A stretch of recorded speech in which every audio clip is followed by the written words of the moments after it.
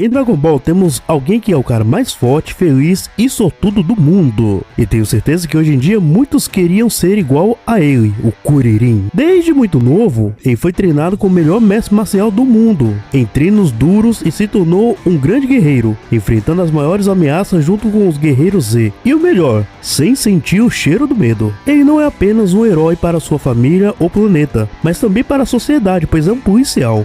Desde a sua versão clássica, Kuririn já mostrava reflexos impressionantes, sendo capaz de reagir em 0,2 segundos. Assim como o Goku clássico, ele conseguia acompanhar até disparos de metralhadora queima-roupa, algo sobre-humano para qualquer guerreiro comum. Na saga Freeza, sua evolução foi tamanha que chegou a enfrentar o Ginyu no corpo de Goku, provando que seu tempo de reação e movimentação havia atingido outro patamar. Já no Dragon Ball Super, Kuririn conseguia enfrentar diversos soldados de Freeza ao mesmo tempo, em plena velocidade de combate em massa. No Torneio do Poder, Kuririn chegou ao ponto de reagir ao Mageta, um adversário que já havia colocado até mesmo Vegeta em dificuldades. Mais tarde na saga Moro, ele demonstrou reflexos ainda mais apurados, chegando a sumir de vista de um dos principais capangas do vilão. Com todos esses feitos, é seguro afirmar que as reações de Kuririn estão no mínimo no nível massivamente hipersônico, tornando um dos humanos mais rápidos do universo Dragon Ball. Kuririn nunca foi apenas o humano mais forte, ele sempre provou ter uma resistência absurda. Já na saga Cell, ele sobreviveu um ataque direto de Cell perfeito, um ser que superava em muito Freeza. E não para por aí, ele também aguentou uma surra dos temidos Cell Juniors, que eram seres do nível multiplanetário, capazes de derrotar facilmente guerreiros como Vegeta, Trunks do futuro e até mesmo um Goku já cansado. Em Dragon Ball Super, sua durabilidade foi ainda mais longe. Ele não sofreu praticamente nada ao receber um golpe de Frost, um vilão que chegou a enfrentar o próprio Goku no torneio do Champa. Isso já o colocaria acima até mesmo do Mestre Kami, que aguentou uma surra de Frost. E após o torneio do poder, Kuririn elevou ainda mais esse nível, chegando a suportar ataques brutais dos capangas do Moro. O detalhe? Esses mesmos soldados conseguiam drenar a energia vital e até ferir Gohan místico da saga do Moro. Ou seja, Kuririn está em um patamar de durabilidade impressionante, digno de guerreiros acima da escala multiplanetária. Kuririn pode não ser o mais forte entre os guerreiros Z, mas quando o assunto é técnicas letais e utilidade em combate, ele briga como poucos. O famoso Solar Flare é uma das armas mais apelonas de seu arsenal.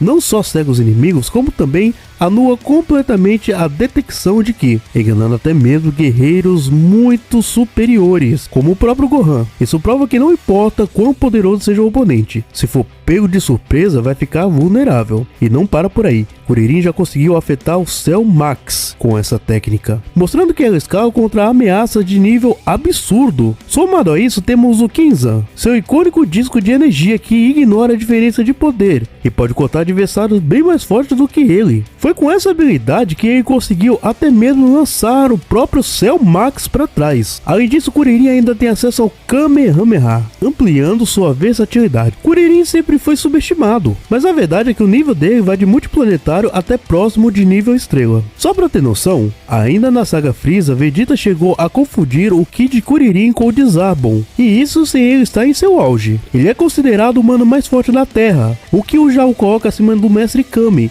que ainda no clássico tinha o poder suficiente para destruir a Lua. E não para por aí, Kuririn já conseguiu enfrentar o Goku base do Torneio do Poder. Esse Goku já era absurdamente mais poderoso do que o da saga Freeza, superando até mesmo aquele Freeza que havia treinado e evoluído. Kuririn também mostrou força contra a número 18 do Torneio do Poder, que por sua vez derrotou Ribrianne, uma guerreira que conseguiu trocar golpes com um Vegeta em Super Saiyajin. Em outras palavras, Kuririn estava no mesmo patamar de personagens que batiam de frente com os Saiyajins transformados. E não é só isso, ele conseguiu forçar o próprio Goku a se transformar, chegando até disputar um Kamehameha contra o Goku Super Saiyajin Blue, mesmo este se contendo. Além disso, Kuririn chegou a trocar golpes com o Gohan místico do Torneio do Poder, que era muito superior ao Goku em Super Saiyajin 2. Para fechar, ele tem força bastante para segurar o pé de Cell Max junto com Piccolo. E vale lembrar, Cell Max estava levando vantagem até mesmo contra o Piccolo Laranja, a forma mais poderosa do Namekusei-jin. Com ele, a Terra está muito mais segura do que sem ele.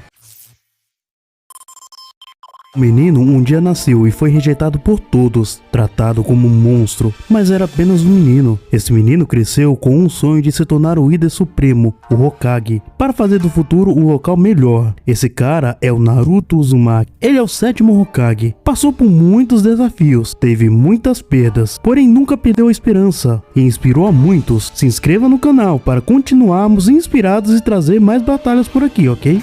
Naruto já mostrou ter uma força absurda, basta lembrar quando derrotou Toneri com apenas um soco, causando uma cratera gigantesca na própria lua. Isso sozinho já coloca o nível de poder dele em uma escala insana. Fisicamente, ele é comparável a Sasuke, que conseguiu trocar golpes com Kinshiki, um ser de nível divino. Com o manto da Kurama, seu poder cresce exponencialmente. Nesse estado, foi capaz de enfrentar adversários como Delta, que conseguiu trocar golpes diretamente com ele sem ser esmagada de imediato. Avançando para o modo Kurama MK2 e utilizando o avatar completo, sua força atinge proporções ainda mais brutais. Em The Last, vimos o quão colossal é esse poder. O avatar da Kurama é capaz de erguer e lançar um golem de pedra quase do seu próprio tamanho, mostrando que o Naruto não é apenas destrutivo em grande escala, mas também uma monstruosidade em força bruta. Naruto não é apenas rápido, ele é um monstro em movimento. Estamos falando de alguém capaz de dar blitz em Boruto com facilidade, e vai lembrar que o Boruto já mostrou reflexos suficiente para desviar de um Chidori vindo de costas da Sarada. Mesmo em situações críticas, quando estava enfraquecido, Naruto ainda foi capaz de enfrentar o Momoshiki amplificado,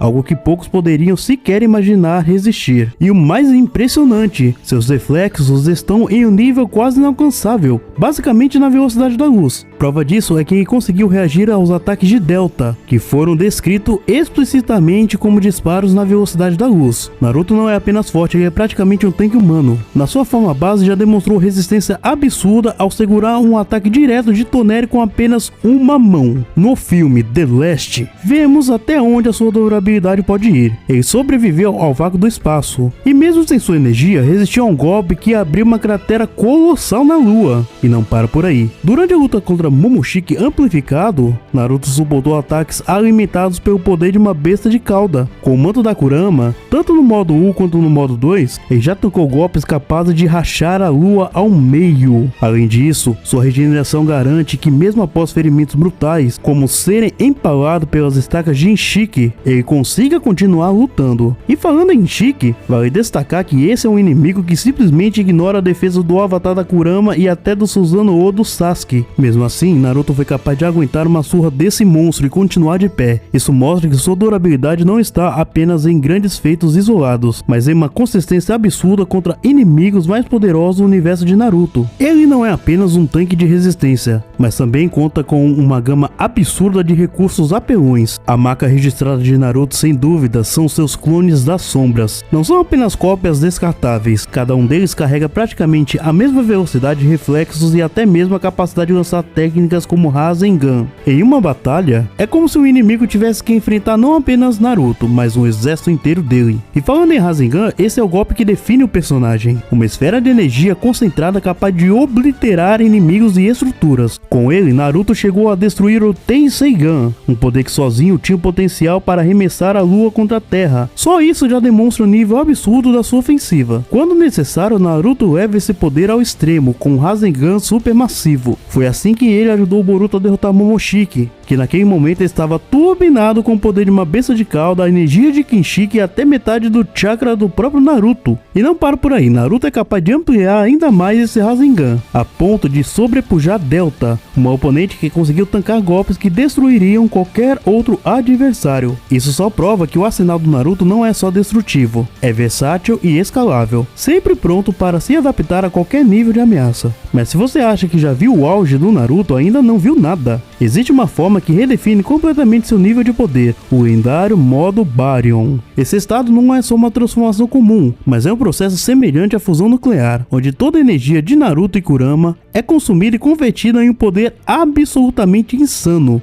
Nesse modo, Naruto se torna tão superior que até Ishiki Otsutsuki, um ser que parecia inalcançável, simplesmente não conseguiu sequer arranhar o Hokage. E detalhe, Ishiki, que antes conseguia restringir Naruto com seus cubos, viu o mesmo Naruto levantando-os com facilidade, como se fossem simples pedras. A velocidade de Naruto também atinge níveis absurdos. As estacas negras de Ishiki, que antes eram letais, agora não conseguem nem tocar nele. E até Sasuke, com todo o poder do seu Sharingan, admitiu que mal conseguia acompanhar os movimentos. E como se isso não bastasse, o modo Byron drena a vida do inimigo passivamente. Basta encostar em Naruto ou ser tocado por ele para começar a perder tempo de vida, algo que nem os mais poderosos oponentes podem resistir por muito tempo. O preço? Esse poder monstruoso esgota rapidamente o corpo de Naruto e tragicamente consome a própria Kurama. Mas enquanto dura, o modo Byron transforma o Naruto em um dos combatentes mais perigosos de todo o mundo. A batalha mortal foi incrível, mas Kuririn vence e aqui está o porquê. Naruto tem vantagens físicas sobre Kuririn e muito em velocidade, e Naruto também tem mais hacks, mas o poder do Kuririn é bem maior,